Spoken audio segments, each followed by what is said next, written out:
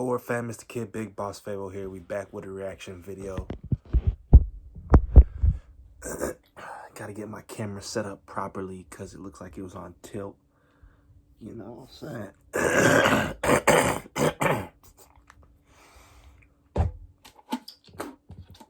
Excuse me. This video is soothing, bro, because I've been feeling kind of under the weather, drowsy, sick.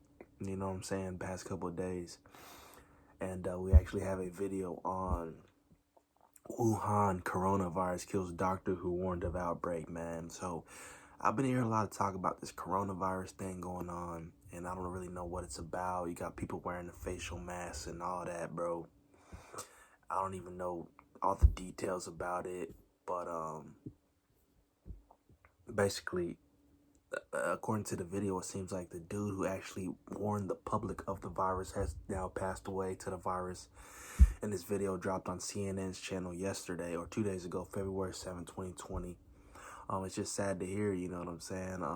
But let's hop into the video, and obviously, hopefully, you know, the video will reveal a little bit more that we wasn't prone to.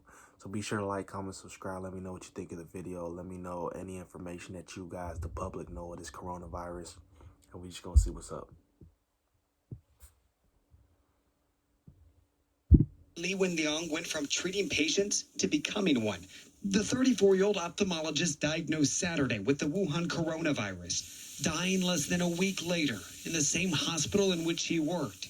But if action had been taken when he and others started sounding alarms, the severity of the outbreak might have been understood sooner. Struggling to communicate, Li spoke with CNN briefly by phone on January 31st. You could hear the hospital machines pulsing in the background.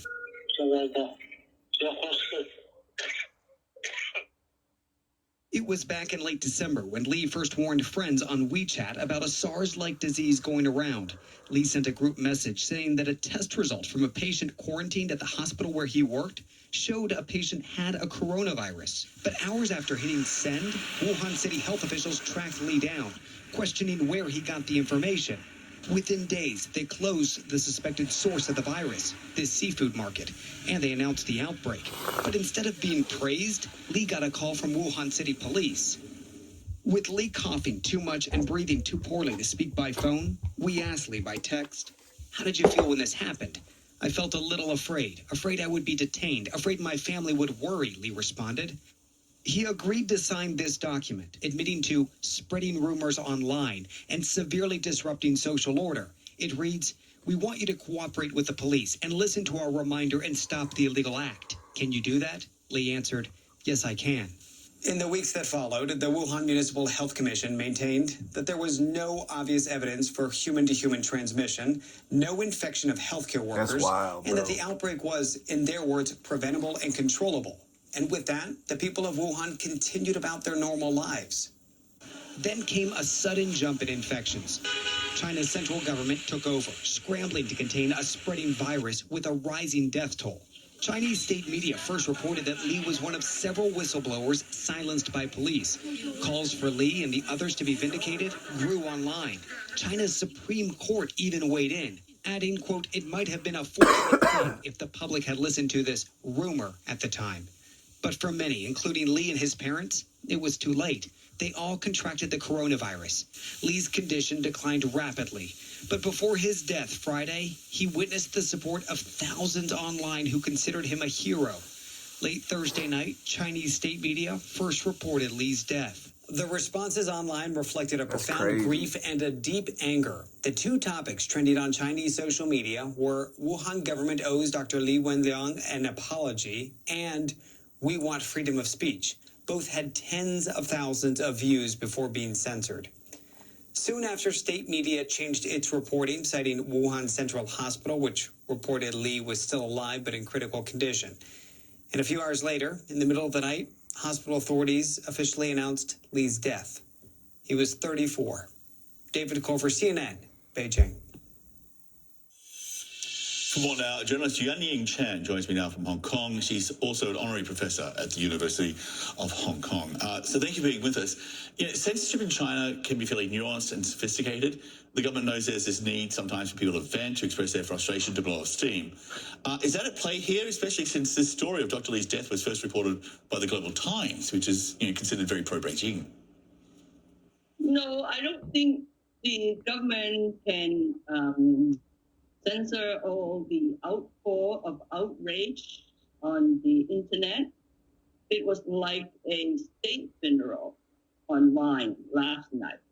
People were making comments and expressing their grief. Now, note that the internet is huge in China. You have like almost 900 million people online, and almost 100% on mobile, and they're also on WeChat, a very robust social media tool. And because the outrage and it is so outpouring. So just let me jump in there. The government has to listen. I hope. So just to jump in there, so what you're saying is that everything we hear about China's censorship and the government control over what people say and do online, you're saying they can't control this particular instance? Well, not just this one. The yes, the control is very intense, extensive, and especially under Xi Jinping since he came to power. But look, the internet and technology is a huge disruptive force, and when people are looking for outlets to express themselves, and even with the control, even before the death last night, you have reporters, you have citizen journalists, just everyday people trying to tell the truth, tell what's happening online. So there's censorship, but there is a big pushback from the public. I'm just curious, we have this situation too with a lot of angry people expressing frustration about the death of this doctor. You also have an unprecedented lockdown of almost 60 million people heading into its third week. You have so many people gathered in the one place for an incredibly long time. At best, they're skeptical of the information they're getting from government officials. That would seem to be more than enough ingredients for some kind of, unrest, if you like. Well, about the lockdown, I think people also understand the need to stop the transmission of the virus.